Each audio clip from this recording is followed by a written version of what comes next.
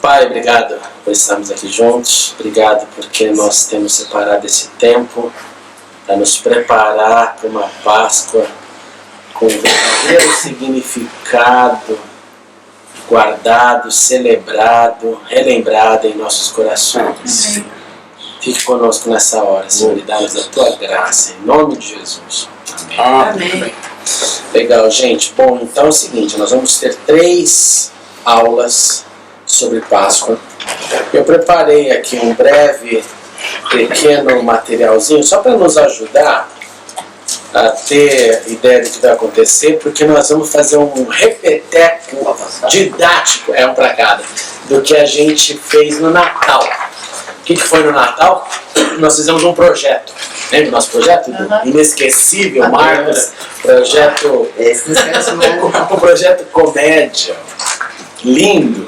E então, dá uma olhada aí no programa. 3 aulas, quarta-feira, sobre a missão, morte e ressurreição de Jesus. Projeto em grupo ou individual. A partir de fotos e informações sobre os túmulos encontrados em Jerusalém na época de Jesus, construir um modelo de túmulo usando qualquer tipo de material. Eu confesso que quando eu estava pensando nisso, eu pensei quase na tua caverna. Lá, aquilo no formato de túmulo daria também um negócio maravilhoso. Mas é completa liberdade. Quando a gente fala dos túmulos, eu sei que a maioria de nós tem na cabeça isso aqui que eu vou mostrar para vocês. E eu acho que é válido, por isso que eu trouxe para vocês, só para atestar que é por aí. Os túmulos aqui eu disse para vocês que encontrados na época de Jesus, em Jerusalém. Por quê? Porque em Jerusalém, dá uma olhada aqui, nós temos os tipos básicos que você vai ter da época de Jesus. Então esse, por exemplo, é o chamado, se você quiser anotar, isso vai te ajudar na hora da tua procura. O jardim do túmulo. Então primeira, porque assim você acha no Google mais fácil, sem problema, né? Jardim do túmulo. Porque, pode, mandar esse papel para vocês. Um dos túmulos que pode ser que corre ali, concorrem ao local da ressurreição, é chamado Jardim do Túmulo. Aí é claro, você pode achar um monte de fotos, material em português, e se travar, põe The Garden of the Tomb, porque daí você vai ter muito mais material. Isso que é legal. Como a gente está interessado aqui em imagem, também coloca no inglês, porque daí você tem mais. É esse aqui. Então você tem a porta tal. Aqui você tem uma visão de um túmulo, também de Jerusalém, mas para mostrar para vocês dentro. Por quê? Porque os corajosos eu gostaria que trabalhasse dentro do túmulo também, no modelo que vocês vão fazer. Por quê? Para a gente entender como que o corpo de Jesus foi colocado. Agora é claro que primeiro, antes de qualquer busca da arte, das fotos, da arqueologia, é preciso começar com todas as narrativas do texto. Pegue todas as narrativas da ressurreição, do túmulo. Aí você monta, põe lá Mateus, Marcos, põe em colunas, porque você tem o quadro completo na sua frente. Por que eu estou falando isso nessa hora que eu estou falando do túmulo? Você está vendo aqui que tem um corpo, né? É um corpo enrolado. E você vê que tem buracos, como se fossem assim câmaras. Porque alguns túmulos eram para várias pessoas, dependendo do dinheiro, dependendo do tamanho dele. Até hoje é assim. Até hoje é assim. Para você ter uma ideia, uma das covas, dos túmulos encontrados, por exemplo, na região do Carmel, ou Carmelo, Monte Carmelo, lá no Monte do Fogo, onde Elias desce o fogo lá nos profetas, norte de Israel, foi achada uma forma de enterro do passado que continha 60 corpos. 60 corpos. Então, a coisa foi, na verdade, começando pelo muito e foi diminuindo. Possivelmente essa de 60 deveria ser uma vala, literalmente uma vala comum. E que depois foi virando propriedade. A propriedade específica do fulano de tal que tem um túmulo. E no caso de Jesus nós temos essa história. Não vou entrar agora, mas esse é o contexto. Se você quiser daí aprofundar um pouquinho mais, quando a gente volta na história, por exemplo, de Abraão, e ele morre, o que acontece? Ele comprou uma terra. fica ali na chamada caverna de Macpela. Né? E hoje nós temos em Hebron tudo isso. Então tem muita informação assim valiosa sobre isso. Então você vai ter que decidir se o teu túmulo, de acordo com o que o texto diz, ele cabe mais gente ou não. Ele tem espaço para mais de um corpo ou não. É por isso que eu estou pondo isso. É para fazer a gente pensar. Terceira foto é uma outra foto da entrada. Do tipo da entrada dele de hoje. Que quando você vê essas fotos do Jardim do Túmulo, por exemplo, você tente reparar o design, a arquitetura da construção. Aqui é claro que você tem uma construção, uma ideia mais moderna, pedra para tijolos. E aqui nós temos uma outra que tem a famosa pedra redonda. Porque a pedra rolava, lembra dessa ideia de rolar a pedra para abrir ou para fechar a boca do túmulo. Então esse aqui é um outro túmulo de Jerusalém, não é o associado a Jesus, esse aqui é um outro túmulo. Eu trouxe a foto para vocês perceberem que existe... o negócio é grande, É igual no cemitério e descobrir vários tipos de túmulos, tá bom? Então, o que é isso? Por que isso? Porque nessa série, eu quero que a gente... Assim, a base dessa série é o túmulo vazio. É o túmulo vazio. Então a nossa apresentação na terceira aula vai ser sobre descobertas, encontros, desencontros, o que as narrativas do túmulo trouxeram, informam pra gente. Tá? E além de toda a informação que vocês vão descobrir, qual que seria a sua ideia desse túmulo baseado na sua pesquisa? Alguma dúvida? Dá para apresentar daqui dois partes. Perfeito. A terceira, daqui 2 semanas, exatamente. Tá bom? Podem fazer separados, podem fazer juntos, à vontade, tá? Eu só vou precisar que vocês sigam essa metodologia de escrever todos os textos juntos antes de fazer. Beleza, Marcão? Tranquilo? Já está me vendo lá de mumificado? Legal. Não dá ideia, Marquinhos. Não dá ideia, né? Senão eu viro múmia, né? Vamos lá então, gente. Então hoje a primeira vai ser sobre a sua missão, viver para morrer por nós. E eu começo então fazendo um paralelo. Nós vamos ler bastante textos, fique com a Bíblia aí na mão para a gente correr. Primeiro texto nós vamos ler Êxodo capítulo 1, 22, falando sobre a missão de Moisés, a instituição da Páscoa e a missão de Jesus. Porque qual que é a minha ideia nessa primeira aula? É nos lembrar qual foi a missão de Jesus.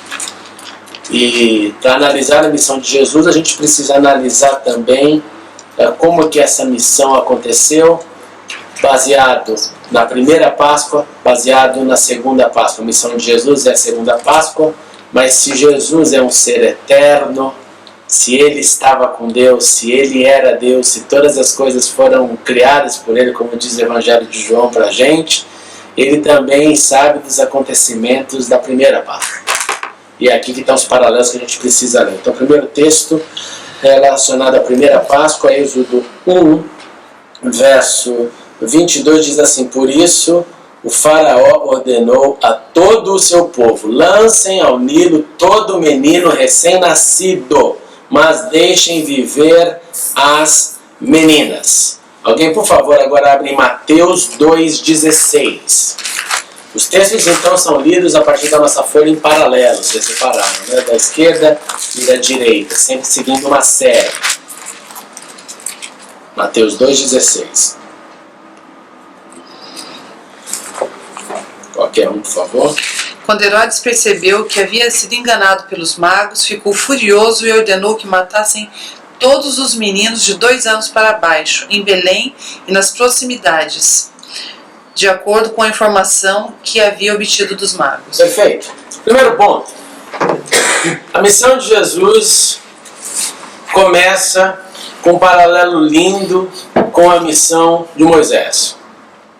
A missão de Moisés era fazer o povo ser liberto, livre do cativeiro egípcio.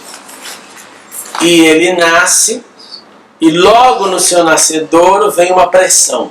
Que pressão foi essa? Pressão de morte. Pressão de extermínio. Faraó decide aqui lançar ao Nilo todo menino recém-nascido, mas deixem viver as meninas.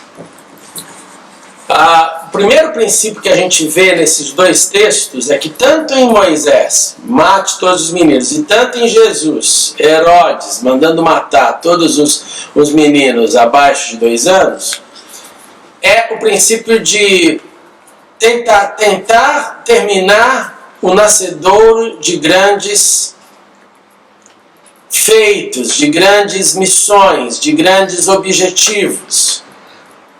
Toda tentativa do mal, eu tenho a impressão que ela vem forte nos primeiros momentos, no nascedouro.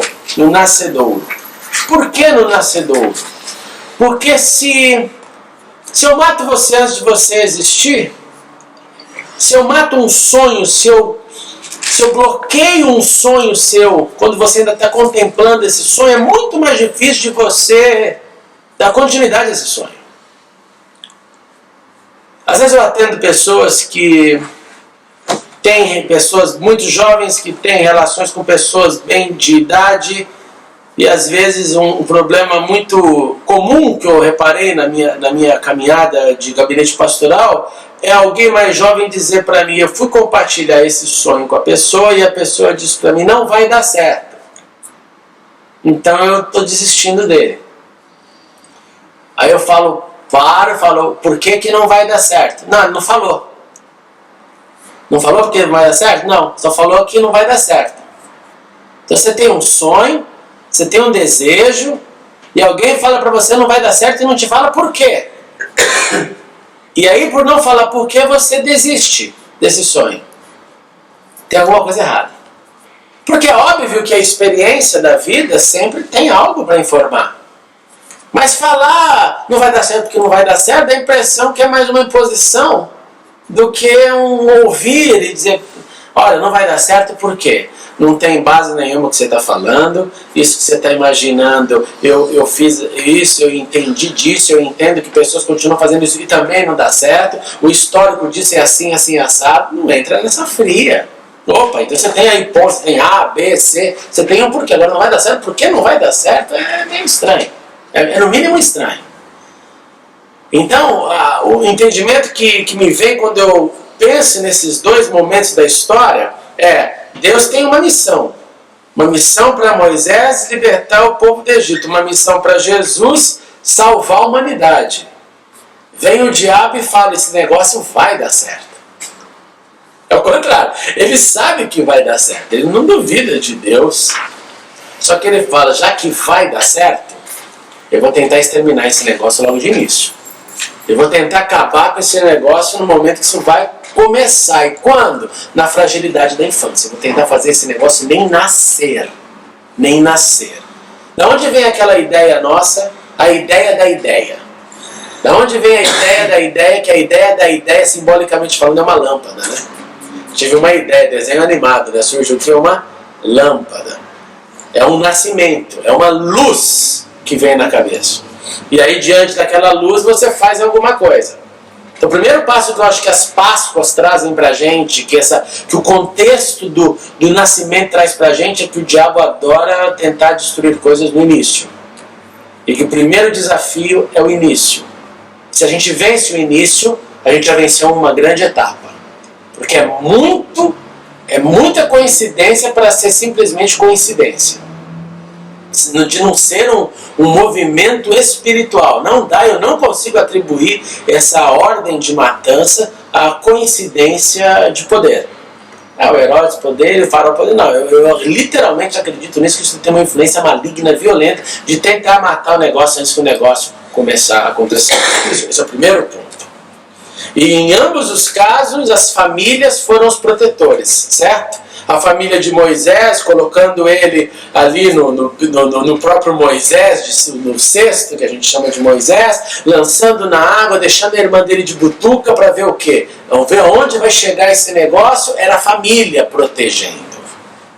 No caso de Jesus, a bênção de Deus, a revelação de Deus, mas deixando também para José e para Maria a missão. Olha, vocês vão ter que intervir. Intervindo como? Vai embora para o Egito. Vai para um outro território, até que eu avise vocês. Fuja, proteja, porque a missão é da família de fazer a proteção. Eu acho que esse texto diz muito sobre pais e filhos, eu acho que esse texto diz muito sobre espiritualidade, eu acho que esse texto diz muito sobre como lidar com o novo, com o nascimento, como lidar com os sonhos e como que a gente tem que lidar na proteção do vulnerável. Aqui que eu acho que é a questão pais e filhos. Segundo texto agora que nós vamos ler é a missão de Moisés, Êxodo 3, 9 e 10. Diz assim: pois agora o clamor dos israelitas chegou a mim, e tenho visto como os egípcios os oprimem. Vá agora, pois eu o envio ao faraó para tirar do Egito o meu povo, os israelitas. E agora João 3,16, que ninguém precisa achar para ler, pois nós sabemos do Deus que amou o mundo, mas abra por favor no capítulo 10, verso 17. Eu anotei aí só para você ter essa lembrança do amor de Deus que dá o seu Filho ao mundo. E no 10, 17 diz assim: por isso é que meu Pai me ama, porque eu dou a minha vida para retomá-la. Ninguém a tira de mim, mas eu a dou por minha espontânea vontade. Tenho autoridade para dá-la e para retomá-la. Esta ordem recebi de meu Pai. A missão de Moisés qual que era? Moisés, você vai voltar da onde você saiu. Você teve 40 anos da sua vida no Egito, você teve 40 anos em Midian. 40 anos você estava under the spotlights, vivendo na riqueza, na nobreza, no ensino, na cultura egípcia. 40 anos você estava no anonimato, você falava com animais, você falava com bichos como pastor. Você lidava com um povo simples. Você lidava com um povo do deserto. Você lidava com gente na simplicidade da vida. Acorda, faz ali o seu trabalho, tem a sua agricultura de subsistência, come e dorme. Dá pra você imaginar isso? Você passa 40 anos nessa vida, depois de ter vivido tudo aquilo? É como você falar que um cara nasceu assim em Nova York, em London, e ele teve uma super vida ativa, e de repente ele vai pro sertão do sertão do sertão, pro meio do nada, onde ele só precisa trabalhar para comer e dormir. Dormir cedo, acorda com as galinhas. E por isso por 40 anos. É um choque. É um choque violento. Eu acho que Moisés pensou: Deus esqueceu de mim, não pode ser um negócio desse. Porque, gente, eu tenho 41 anos de idade. Eu não sei o que deve ser esperar 40 anos por algo. Porque quem tá nessa faixa de 40 anos, Sandra vai me ajudar nisso, a gente não fica pensando que a vida começou com 10 anos, com 15 anos, aquela parte você está o quê? Recebendo educação, curtindo. Depois você ficou maior, tirou sua carteira de habilitação, arrumou o primeiro trabalho, se trabalhou, e depois vou ficando adulto, e depois passou um tempo, se casou. As lembranças são maiores quando você começou a vida profissional. Né? Que você fala: opa, agora a minha utilidade é maior, não é só ir para a escola, que é um momento maravilhoso, né, João? Que você está aí, o Pedrão, é escola, maravilha. Não está ainda, se eu não trabalhar eu não vou comer. Se eu não plantar, eu não vou colher. Se eu não plantar um pouco mais, eu não vou curtir. E se eu não plantar um pouco mais, eu não vou ter como viver no futuro. Que é o drama de quem não planta, né? A história da aposentadoria. Então, Moisés, eu acho que ter vivido esses 40 anos em Midian não foram fáceis. Tinha uma leveza, com certeza, que era a leveza do quê? Trabalha, come, já está tudo estabilizado. A gente não ouve Moisés falar de fome em Midian. Mas com certeza ele teve muitas dificuldades. Com certeza, ele não era, a vida era complicada. Ele não era da agricultura. Não era, a cabeça dele, eu acho que o choque maior que ele teve ali não era choque de comer o pão de cada dia, mas era o choque cultural. É falar com quem que eu converso sobre as coisas que eu vi, que eu aprendi. É o isolamento emocional, que é duro. Complicado. Porque com certeza em 40 anos, gente, ele entendeu como é que funcionava o deserto, a vida, os oásis, onde buscava água. Ele entendeu coisas que ele não entendia. Mas a parte cultural, eu acho que ele ficou nesse constante choque. Meu pai do céu, que vontade de conversar com alguém de lá. Normal. Até que Deus lembra dele. Fala, bom, então legal, meu filho, você queria um pouco de ação na sua vida, a ação chegou, você está voltando para aquele lugar. Missão clara e definida. Presta atenção nisso. Não há como pensar na Páscoa sem pensar em missão clara e definida. Missão clara e definida é: você vai falar com o faraó, você tem que tirar esse povo de lá. Quando a gente passa para Jesus, a gente vê a mesma clareza de definição da missão. A missão é o quê? Eu amo o mundo. Deus falando, Deus reagindo. Eu amo o mundo. E eu preciso mandar alguém para lá. Deus não fala, eu ouvi o clamor do mundo. Como Deus fala sobre os israelitas. Eu ouvi o clamor deles, eu preciso mandar alguém. Mas é óbvio que a vinda de Jesus é o resultado do clamor, do desespero de quem não consegue paz na vida. Por que Deus mandaria Jesus se o mundo inteiro estivesse andando na paz do Senhor? A ausência da paz do Senhor é conflito. A ausência da paz do Senhor é a ausência da paz. Então, existe ali também uma missão clara. A missão clara é: meu filho, você vai. E eu li o segundo texto, por quê? Porque no segundo texto de João 10, ele fala: sim, eu aceitei. E é por isso que meu pai me ama. Olha que outro princípio lindo entre pai e filho. Falei para vocês no primeiro que uma das lições da Páscoa é o cuidado da família para com o seu filho. Segunda, aqui nesse segundo momento, é o cuidado de Deus para com o seu filho e a alegria do pai que percebe a obediência do seu filho. Tem alegria maior que essa? Só quem é pai pode responder isso. Você fala: poxa vida, a obediência, que bonito. Quando a Camila pergunta: mas por que eu não posso fazer, filhinha? Porque é isso, isso e isso. Você entendeu, filhinha? Por que eu não posso ir sem jaqueta para a escola? Porque pode fazer frio. Agora tá legal. Mas se fizer frio e você estiver sem a sua blusa, você vai passar frio. E mais que isso, você pode ficar doente, filhinha. Entendeu? Entendi. É a piada. É maluco. Deus, então, nessa conversa de Jesus aqui, Jesus fala: por isso que o Pai me ama. Por que ele me ama? Porque eu obedeço. Porque eu entendo qual que é o meu papel. O meu papel é de obediência.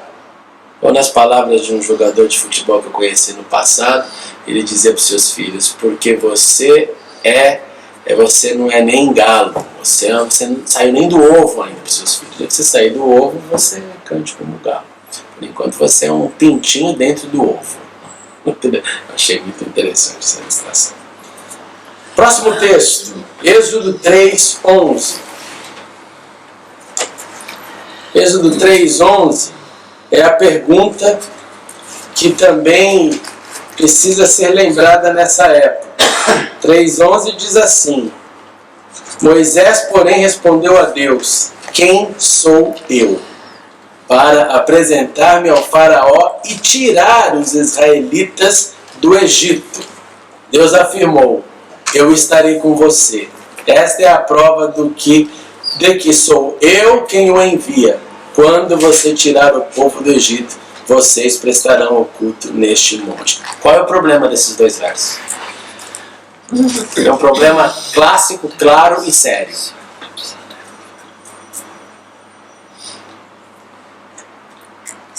Primeiro, a questão de identidade de Moisés aí, né? Ele questionando que ele talvez não fosse capaz disso. O que mais? E depois a identidade de Deus, né? Eu sou Deus.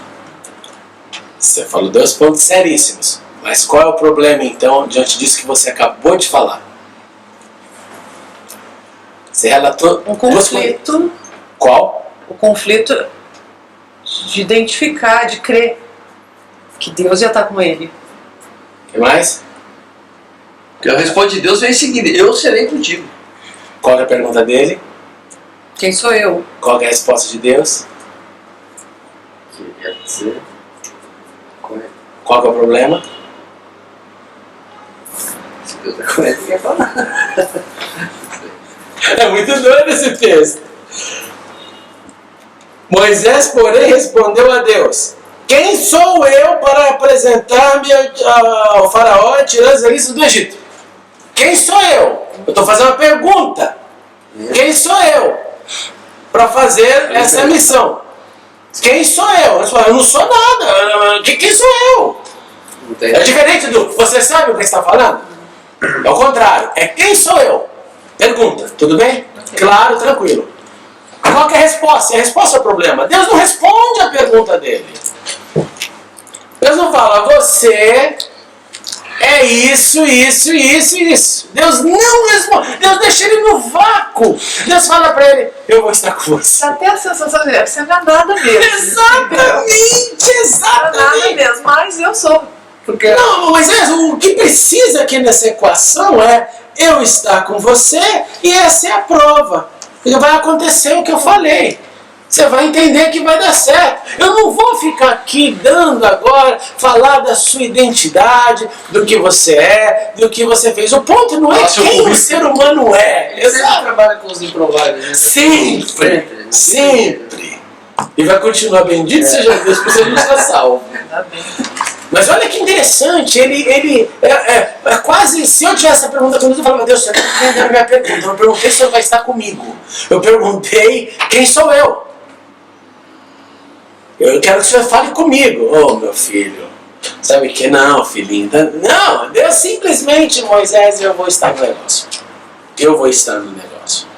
Então, Moisés deixa essa clareza da sua falta de capacidade e Deus responde à falta de capacidade dele dizendo, eu estarei com você. Eu estou com você. Você não estará sozinho. Não é por nada que você seja.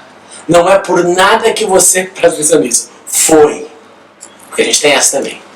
Mas a minha experiência do Egito me coloca como a melhor pessoa para voltar para o Egito e enfrentar o faraó. É óbvio. Sou eu. Conheço tudo. Conheço tudo. Deve ter mudado um pouco lá, mas eu conheço. Eu tenho passaporte egípcio. Pelas influências lá. Eu sei, vou falar minha língua egípcia de novo. Vou dar minha carteirada, né? Vou dar minha carteirada. Não, Moisés, não é importante para Deus quem é o ser humano. O importante é se ele está no negócio. Se ele está no negócio, a missão vai ser efetivada. Então, em Moisés, a promessa é, Moisés, meu filho, eu estou com você, não importa quem você seja. Agora, olha em Jesus. Mateus 27, 46. Mateus 27, 46, vocês vão lembrar disso até do próprio sábado da pregação. Diz assim, por volta das 3 horas da tarde, Jesus bradou em alta voz, Eloi, Eloi, lama sabachthani, que significa, meu Deus, por que me abandonaste? No caso de Jesus, na reta final da sua missão, ele vive o oposto do que Moisés viveu a missão inteira. Na missão inteira de Moisés era Deus com ele. Às vezes eu faço essa oração para Deus. Ontem mesmo eu fiz essa oração para Deus, no meu momento de oração. Ô Senhor, coisa que eu sempre quero ter, eu falei para Deus assim, é o entendimento da sua nuvem. A nuvem fica, a nuvem vai, o entendimento do Senhor diz sim, o Senhor diz não. Lembra da nuvem no deserto, né? Quando ela partia, o povo aumentava o acampamento, partia, se a nuvem ficasse, o povo ficava parado. Senhor, entendimento do que o Senhor está dirigindo, que o Senhor não está dirigindo. Moisés tinha tudo isso, gente. Ele tinha um aspecto muito difícil no ministério da vida dele, que era a multidão. O esgotamento violento. Mas ele tinha algo muito no favor dele. Deus tinha feito essa promessa, eu vou estar com você. Então, ele tinha a direção de Deus. Ele falava, o que é para fazer? Vai lá e faz. Ele tinha esse acesso. Porque só tem esse acesso para aguentar o negócio. Então Deus estava com ele. Ao ponto de, entre aspas, o crime de Moisés ao bater na rocha, foi o quê? Você não glorificou meu nome. Poxa, eu estou com você o tempo inteiro. Eu e você somos assim, ó. Você é a manifestação da minha glória aí, da minha voz. Você é meu homem. E você, na cara de todo mundo, era para você falar, você dá um show aí, você bate, você fica nervoso. Então vai ter que ter uma punição. Porque a minha presença estava no arraial. A minha presença estava com o povo. Por quê? Porque eu falei para você, eu vou estar com você. Qual que era a dificuldade que ele não queria ir? Que ele falar, aquele teste que Deus falou, tá, vou mandar Arão. Ninguém sabe exatamente se é gagueira, ninguém sabe se é língua pesada, é um fenômeno psicológico, se é na verdade medo, porque uma pessoa que não consegue falar, não necessariamente ela é gaga. Ela pode ser, tem pessoa que trava em público, por exemplo. Né? Pessoa normal, mas não, aí na época o termo era língua pesada, então a gente não sabe. Ele sabe. Sim, informação ele tinha, a gente não sabia como ele transmitia. Então não dá pra entender. Você quer uma desculpa braba, eu não quero ir sozinho, eu vou tentar essa. Eu vou jogar essa porque pelo menos alguém vai comigo. Companhia, cara. Tudo bem, Deus só vai estar comigo, né? Mas Deus, você não dá um abraço nele, dá mão dada e fala, vamos lá, né? Deus está com a gente, mas por isso, gente, é por isso que é tão importante a gente entender o exercício do amor, né? Porque eu posso ver muito mais Deus em você do que ver Deus nele mesmo. Você pode ver muito mais Deus em mim do que ver Deus nele mesmo. Por quê? Porque quando a gente se abre para ser agente de Deus, para multiplicar aquilo de Deus que a gente recebe, a gente pode tocar. E isso fica tão forte na vida de quem está nos nosso redor. Você toca, você fica com aquela expressão de amor, de carinho, de cuidado, e aquilo mexe, eu nunca me esqueço daquele filme Hurricane, assistiu? Daquele lutador. Hurricane, não? Acho que é Hurricane. Você tem que assistir esse filme, é um filme de um boxeador e ele é preso injustamente. Ele é preso injustamente, é um filme real. E ele... Um dia um povo decide entrar na causa dele. E esse povo sai do Canadá, vai para os Estados Unidos, começa a brigar na lei para provar que ele era inocente. O cara passou anos e anos na cadeia. Imagina uma situação que não é incomum. E numa parte do filme, que aquilo lá para mim foi um dos grandes momentos do amor, ele está na cadeia e as pessoas alugam um apartamento próximo à janela da cadeia e falam para ele, sai da tua cela pelo telefone. Quando você sair, olha pela janela da tua cela. E eles ficam piscando a luz do apartamento para mostrar para ele, nós estamos aqui, nós viemos te buscar. Nossa, aquelas cenas de amor que você fala, isso é Deus. Você viu, você tem um negócio para se segurar e você vai para os pés de Deus e fala, Deus, obrigado. Então Moisés talvez queria alguém. Alguém para vamos junto. Porque é melhor serem dois do que um. Em todos os sentidos.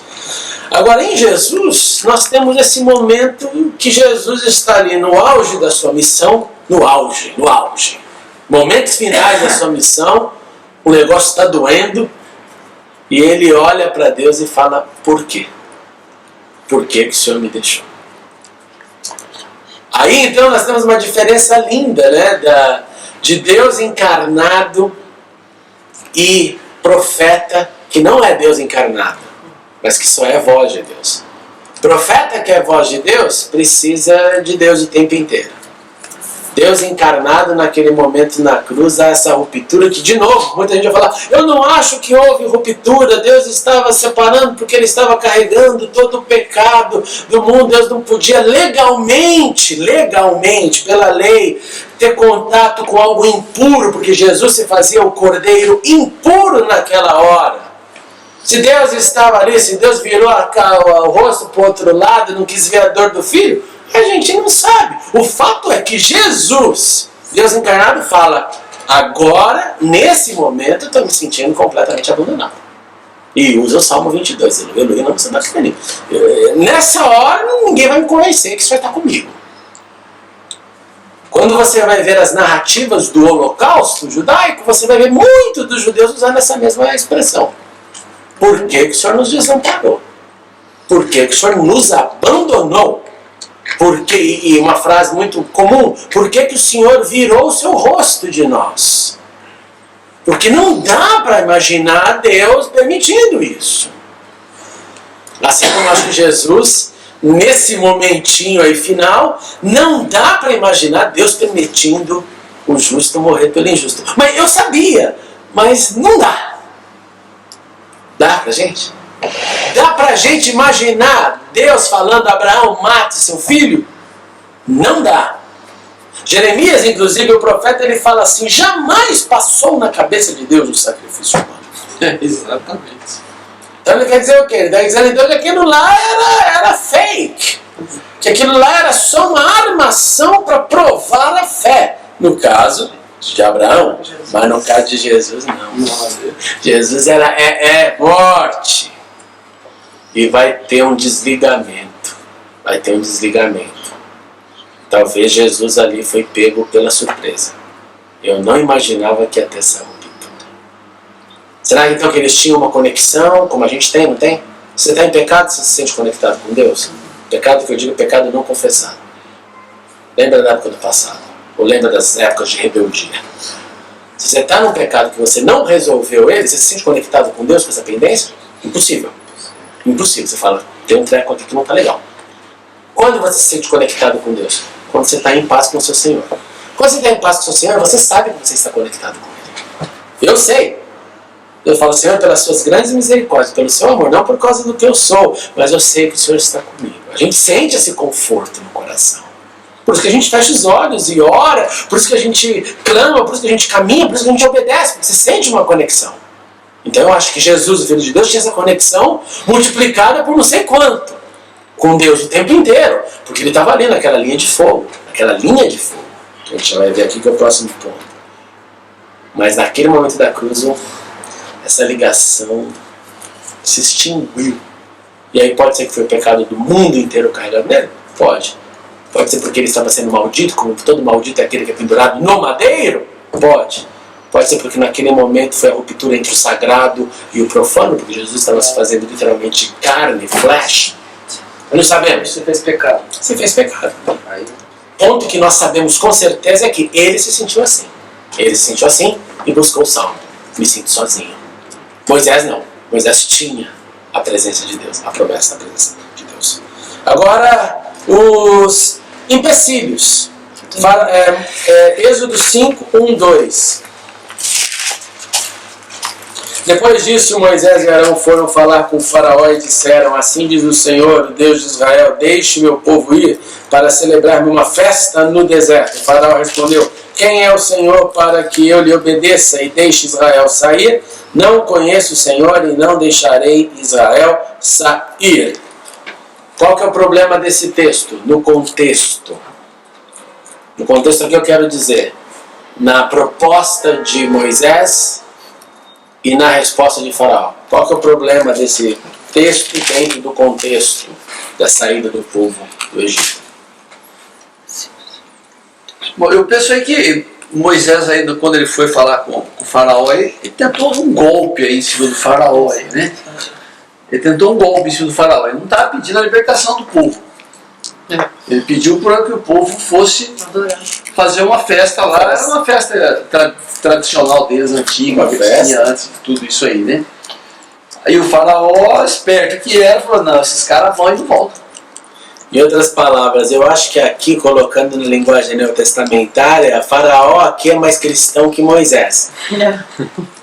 Faraó fala na cara dura, quem é esse senhor aí, para que eu obedeça, deixe Israel sair? Nós falávamos, não tem nada a ver com isso. Eu não conheço, não sei quem é, não é meu senhor. Quem é o Senhor, né? Não conheço o Senhor e não deixarei sair. Ponto final. Não tem nada a ver com essa história. Agora, por que Moisés jogou dessa forma? Pergunta para o céu. Pergunta para o céu. Por que será que ele estava se sentindo meio... Como que eu chego? Vou falar para eles? Ou não, vamos pegar leve? Ou vamos dar um golpe? Não sei. Talvez. Apesar que é ingênuo também, né? Porque você fala, meu, não é uma festa com 10 pessoas, né? A gente tá falando aqui de talvez 3 milhões de pessoas. É mão de obra. Deixa eu dar uma rave aqui com todos os metalúrgicos do ABC. É mão de obra pesada. Né? Levando tudo, né? Os animais. É só uma festa, e um churrasco de domingo na planície do Sinai. Tá E a gente volta, eu te entrego direitinho aqui. Então, os empecilhos nesse momento histórico de Moisés é a pessoa política de Faraó, porque ele é governo, é ele quem fala sim, é ele quem fala não. E Faraó tem clareza. Eu não conheço o sujeito, eu não conheço a situação, minha resposta é não. Ponto.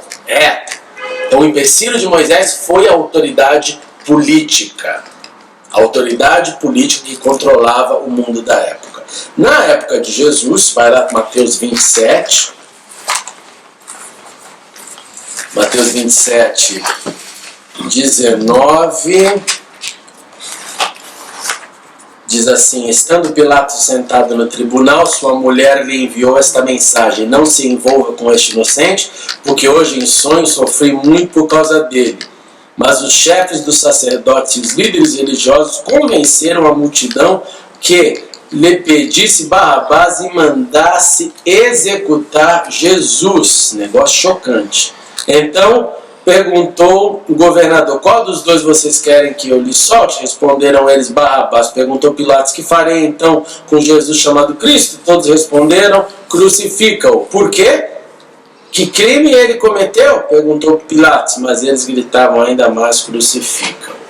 Na época de Jesus o problema também era político e religioso, era gente no poder, era a liderança religiosa, número 1, que fazia a pressão, que fazia o lobby para isso acontecer, mas a execução vinha por causa da ocupação romana. E eu acho muito, muito, muito relevante o fato da Bíblia mencionar a mulher de Herodes. Por quê? Porque todo mundo que é casado sabe da influência que o homem tem na sua esposa e que a sua esposa tem no seu marido. Por quê? Porque andam juntos, porque vivem juntos, porque dividem a vida juntos. Você divide a vida junto. Você tem uma cumplicidade, você tem uma caminhada junto. Você decidiu sair da família do seu sangue, que ali a cumplicidade é de sangue, né? É amor, a gente fala, é a voz do amor que grita, irmão perdoa irmão 50 mil vezes, porque tem o sangue, porque ama. Filho, pai, agora marido e mulher não, é uma junção, é uma unidade voluntária. Negócio tremendo. Ao ponto de, olha que, presta atenção nisso, eu tenho uma aliança com a minha esposa e não tenho uma aliança com meus filhos. Eu tenho uma aliança aqui que um dia eu pus no meu dedo diante de Deus e falei o quê? É simbólico, né? Não é bíblico, Deus não falou para colocar o anel, mas a gente foi voluntariamente lá, pediu a bênção de Deus e falou: Senhor, nós estamos aqui colocando algo em nossas mãos para celebrar o nosso pacto. Aliança no sentido de pacto. Qual que é esse pacto? Eu vou estar com ela, ela vai estar comigo por todos os dias da minha vida, na fartura, na necessidade, na saúde, na enfermidade, na riqueza, na pobreza. Eu tenho um pacto com ela. Nós não somos sangue do mesmo sangue. Agora com os meus filhos não, eles são sangue do meu sangue. Mas eles não tiveram que ouvir de mim: filho, eu prometo para você que vou estar com você. A gente pode falar isso para os nossos filhos, mas não é uma necessidade protocolar, não é uma necessidade da vida. Então Jesus aqui, nesse momento onde entra a mulher de Pilatos, que poderia ser uma influência positiva, uma influência neutra, porque ela não tem nada a ver com o império, mas ela chega no nível pessoal, no nível do nosso relacionamento. Assim, Deus deu uma chance muito grande para ele. Uma chance muito grande. Trouxe alguém de casa e falou: tem certeza? Acho que é fria, hein? Tive um sonho ruim. Tive um pressentimento ruim. Pilatos dá-nos a impressão que ele ouviu parcialmente a voz dela. E o parcial é porque ele se isenta. Ele fala: isso aqui é fria. Isso aqui é injustiça. Mas devido à pressão e pela imutabilidade de que as coisas aconteceriam dessa forma, a gente sabe, no plano espiritual, eu lavo as minhas mãos. Eu fico então com a minha esposa, porque eu não quero ter envolvimento nesse aí, que ela sofreu em sonho. Esse negócio tá estranho demais. Tinha um problema político, né? Daqui também, cara. As autoridades judaicas ali, cara. Total. A liderança judaica, né? O lobby tem que ficar bom. Agora está tendo um lobby no Brasil para não ter a CPI da Petrobras. Então o lobby vai lá e diz assim: não precisa fazer CPI da Petrobras lá no Congresso. O que eles querem com isso? Evitar a descoberta. Né? Então existia um lobby também aqui naquela época, como existe um lobby em toda a política mundial. E últimos textos, Números 32, 13. Números 32, 13. Diz assim: a ira do Senhor acendeu-se contra Israel, e ele os fez andar errantes no deserto durante 40 anos, até que passou toda a geração daqueles que lhe tinham desagradado com seu mau procedimento. E aí nós vamos para Lucas 3, 23. Lucas 3, 23. E diz assim: Jesus tinha cerca de 30 anos de idade quando começou seu ministério, e ele era, como se pensava, filho de José. Então, a jornada que tem a ver com a primeira Páscoa resulta em 40 anos de vida no deserto. Como nós lemos, a mão de Deus estava ali, triste. A decisão de Deus foi: vou ter que terminar com toda essa geração. E os filhos deles, os quais eles vieram com aquele papinho para mim, de que nossas crianças vão morrer aqui, não, eles estão salvos. Quem não está salvo são vocês. Vocês estão roubados, vão morrer tudo no deserto. Com exceção de Caleb e Josué. Então, o período que envolve a primeira Páscoa tem a ver com esses 40 anos, porque você se lembra que a primeira Páscoa é celebrada por Moisés, ali na noite da morte dos primogênitos, da 10ª praga, mas depois a ideia era que isso virasse uma festa anual, é o que nós temos na lei. Nós temos na lei a ideia de que a Páscoa se torna algo repetitivo. E Jesus, relacionado com a segunda Páscoa, o tempo que nós temos é, como a gente fala tradicionalmente, esses 3 anos. Aí, não sei se já parou para se perguntar, né? O Lucas está dizendo para a gente que por volta de 30 anos. Né? O Lucas deixou bem claro isso nessa narrativa que a gente deu. Por que a gente fala 3 anos de ministério? Você tem aonde começar, não tem? Tem. O texto acabou de falar aqui. Jesus tinha cerca de 30 anos. O Lucas está dizendo para a gente: ele era um adulto, ele era alguém que podia ter uma voz a partir dessa idade. Lucas não fala ele tinha mais de 30 anos. Talvez Lucas tinha dúvida nas suas pesquisas de falar Jesus tinha 30. Tinha cerca. Estava ali nos 30. Por que a gente fala aqui, então, que Jesus teve 3 anos de ministério e morreu com 33? Uma das respostas para isso é que, se você fazer a conta das narrativas do Evangelho sobre as Páscoas que Jesus passou, você vai ter uma flutuação, dependendo da interpretação, entre 2 e 4. Entre 2 e 4. A impressão de João é que em João parece que tem 3. Alguns conseguem ver 4 ali. E também, como eu disse, tem alguns que conseguem ver só 2. Mas a Páscoa que se repete, aí tendo chegado a época da Páscoa, Jesus, blá, blá, blá, e tendo chegado a época da Páscoa, termina, e tendo na Páscoa, vai preparar-me a Páscoa. Então nós sabemos que a celebração foi pequena.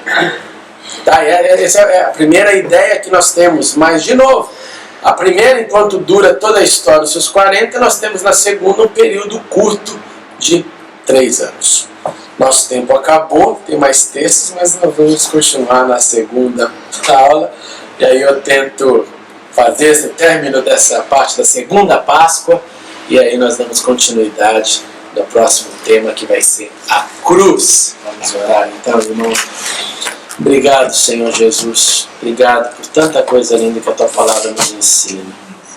Oh Deus, ajuda-nos a ver em todos esses exemplos e paralelos comportamentos, situações que nos façam a caminhar imitando o Senhor em tudo e entendendo a forma que o Senhor age na história e na vida.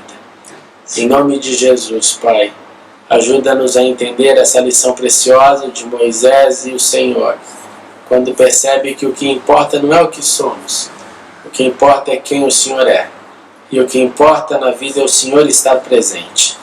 Por isso que nós queremos estar na Sua presença, Senhor, andar na Sua presença, e na Sua presença termos as nossas missões, a nossa missão de vida concluída e conquistada. Continue conosco para essa caminhada. Em nome de Jesus. Amém. Amém. Legal, gente.